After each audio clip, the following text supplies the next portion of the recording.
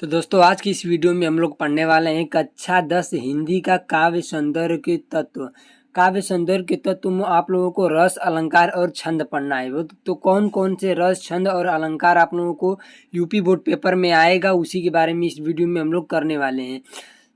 आप लोग अगर ये वीडियो देख लेते हैं तो आप लोगों का रस अलंकार और छंद एकदम क्लियर हो जाएगा। आप लोगों के बोर्ड एग्जाम में एक एक नंबर के सभी पूछे जाते हैं। 1 नंबर के रस पूछे जाएगा, अलंकार और छंद तीनों एक एक नंबर के पूछे जाते हैं। अगर ये वीडियो आप लोग देख लेते हैं तो आप लोगों का 3 नंबर इसी वीडियो से फिक्स हो जाएगा। इसमें हम लोग इसको सरल भाषा में एकदम जानेंगे और बिल्कुल स्टेप बाय स्टेप समझेंगे। तो चलिए वीडियो को स्टार्ट करने से पहले आप लोगों से एक रिक्वेस्ट है कि अगर आप लोग चैनल पर नए हैं तो चैनल को सब्सक्राइब और वीडियो को एक लाइक जरूर करें। काव्य सौंदर्य के तत्व में हम लोग सबसे पहले पढ़ेंगे कि रस क्या होता है। रस क्या होता है और इसमें रस में आप लोगों को कौन कौन से रस पढ़ना है वो भी इस वीडियो में हम लोग जानेंगे। तो चलिए वीडियो को स्टार्ट करते हैं। सबसे पहले रस देख लेते हैं कि रस किसे कहते हैं, रस क्या होता है। सबसे सिंपल भाषा में देखें तो रस क्या होता है। रस मतलब किसी भी कविता को पढ़ने या सुनने के बाद, जैसे किसी भी कविता को हम पढ़ते हैं या सुनते हैं तो हमें कोई न किसी आनंद की अनुभूति होती है, उसी को रस कहा जाता है। मतलब सिंपल भाषा में समझे तो किसी कविता या कहानी को पढ़ने के बाद हमारे हृदय में जिस आनंद की अनुभूति होती है उसे रस कहा जाता है। कोई भी हम कहानी सुनते हैं या कविता सुनते हैं तो हमारे हृदय में एक आनंद का भाव उत्पन्न होता है, उसी को रस कहते हैं। रस में आप लोगों को क्या कौन कौन से रस पढ़ने हैं। एक हास्य रस पढ़ना है। तो हास्य रस किसे कहते हैं इसकी परिभाषा सबसे पहले देख लेते हैं। हास्य रस जैसा कि इसके नाम से स्पष्ट हो रहा है, हास्य रस मतलब किसी काव्य को पढ़ने या सुनने से हंसी या विनोद का भाव उत्पन्न हो जाए वहाँ हास्य रस होता है। ये है हास्य रस की परिभाषा। मतलब जब किसी काव्य को पढ़ते हैं या सुनते हैं तो मतलब विनोद का भाव उत्पन्न हो जाए, हंसी का भाव उत्पन्न हो जाए, वहाँ पर हास्य रस होता है। उसके बाद इसकी पहचान कैसे करेंगे। यदि पंक्तियों को पढ़कर हंसी आए या मजाक विनोद का भाव दिखाई दे वहाँ पर हास्य रस होगा। कोई भी पंक्ति पढ़ने के बाद हमको हंसी और मजाक लगे तो वह हास्य रस होगा। उदाहरण में जैसे उसका उदाहरण देख लेते हैं। मोटे लाल चले बाजार पैंट हुई उनकी बेकार। मतलब इसे पढ़ने के बाद आप लोगों को हंसी का अनुभव हो रहा है तो यही हास्य रस है। यहाँ पर देखिए, यहाँ हंसी का भाव उत्पन्न हो रहा है इसलिए हास्य रस है। याद रखने का ट्रिक इसका क्या है, हंसी।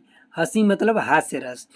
तो उम्मीद है कि आप लोगों को हास्य रस अच्छे से क्लियर हो गया होगा। तो आगे देखते हैं करुण रस। करुण रस किसे कहते हैं, सबसे पहले इसकी परिभाषा देख लेते हैं। ये इसकी परिभाषा आप लोगों को पेपर में बिल्कुल ऐसे ही लिखना है तो आप लोगों को पूरा नंबर मिलेगा। परिभाषा, जिस काव्य को पढ़ने या सुनने से दुख शोक या दया का भाव उत्पन्न हो वहाँ करुण रस होता है। करुण मतलब दया। तो ऐसा काव्य जिसको पढ़ने से दुख शोक या दया का भाव उत्पन्न हो उसे करुण रस कहते हैं। जैसे इसकी पहचान कैसे करेंगे। यदि कविता में दुख मृत्यु वियोग असहायता या शोक का भाव उत्पन्न हो और पढ़ने पर मन दुखी हो जाए तो करुण रस होता है। जैसे इसका एक उदाहरण देख लेते हैं। पिता गए तो घर सूना हो गया, माँ की आंखों में आंसू भर आया।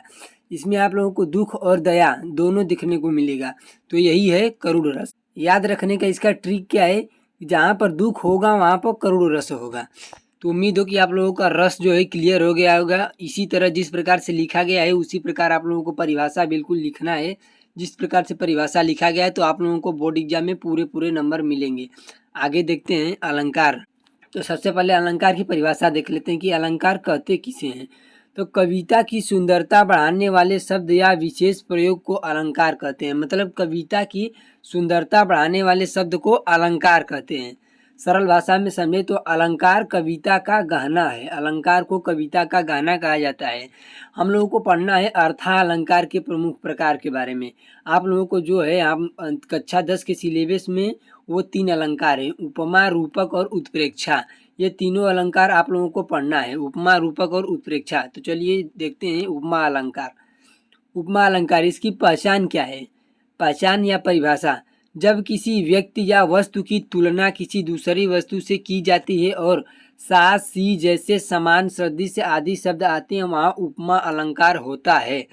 सीधे सीधे शब्दों में समझे तो जब आप किसी वस्तु या व्यक्ति की तुलना किसी दूसरी वस्तु से की जाती है और वहाँ पर सा सी से सम समान जैसे शब्द नजर आते हैं वहाँ पर उपमा अलंकार होता है। जैसे इसका उदाहरण देख लेते हैं। उसका मुख चांद के समान है। देखिए यहाँ पर समान आ गया तो जहाँ पर समान आ जाएगा या स से रिलेटेड आ जाएगा वहाँ पर उपमा अलंकार हो जाएगा।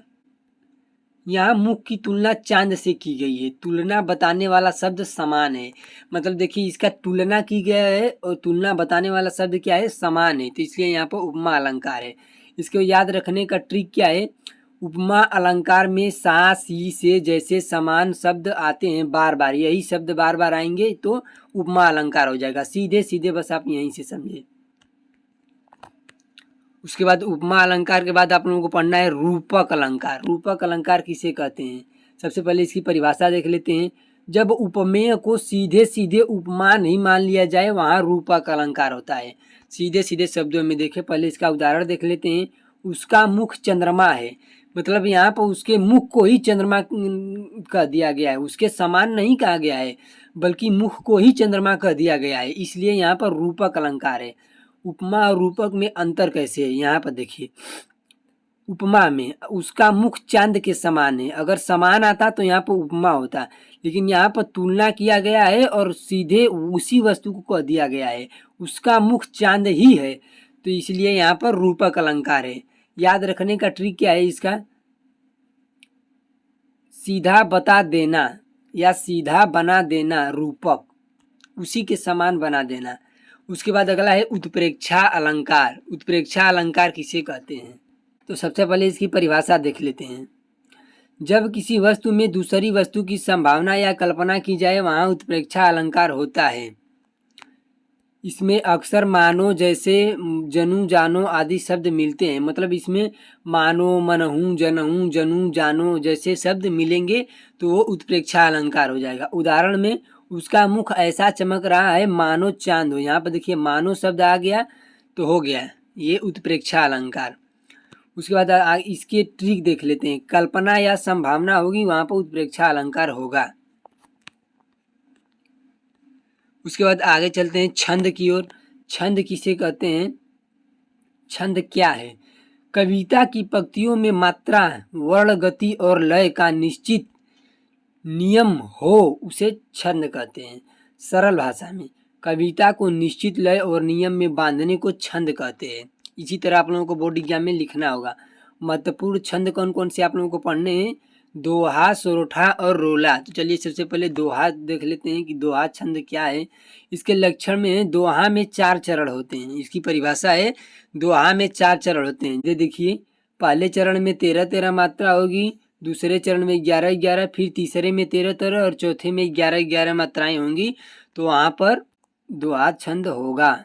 उदाहरण में बड़ा हुआ तो क्या हुआ जैसे पेड़ खजूर, पंथी को छाया नहीं फल लागे अति दूर। याद रखने का ट्रिक 13-11 13-11, मतलब पहले में 13, दूसरे में 11, फिर तीसरे में 13, चौथे में 11। चलिए सोरठा देखते हैं। सोरठा क्या है,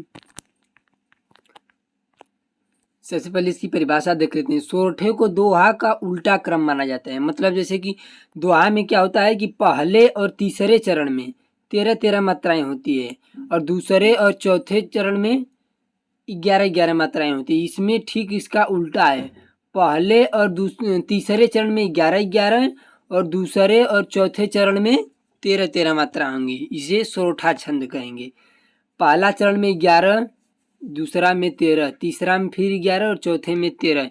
याद रखने का ट्रिक क्या है, 13-11 13-11, ये दोहा का है। सोरठा का क्या है, 11-13 और 11-13, ठीक उल्टा, अर्थात दोहा उलट दो सोरठा हो जाएगा। उसके बाद आगे क्या है, रोला। रोला छंद किसे कहते हैं, लक्षण रोला एक मात्रिक छंद है। इसके प्रत्येक चरण में 24 मात्राएं होती है, मतलब पहले दूसरे तीसरे चौथे सभी चरणों में 24-24 मात्राएं होंगी। इसके प्रत्येक चरण में सामान्यतः 11 और 13 मात्राओं पर यति मानी जाती है। याद रखने का ट्रिक क्या है, रोला हर चरण में 24 मात्रा। दोस्तों उम्मीद है कि आप लोगों को वीडियो अच्छा लगा। अगर वीडियो अच्छा लगा तो वीडियो को लाइक और चैनल को सब्सक्राइब जरूर करें।